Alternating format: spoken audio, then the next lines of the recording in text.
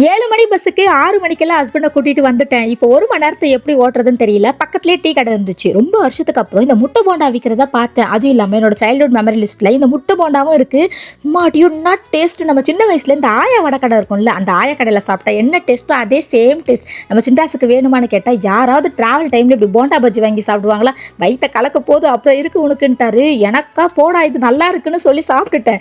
சாப்பிட்டு முடிச்சதுக்கப்புறம் ஒருவேளை கலக்கிடுமோ இல்லை நம்ம பாடியில் எதையும் தாங்கும் பாடின்னு நானே என் பாடி தட்டி கொடுத்துட்டு இருந்தேன்.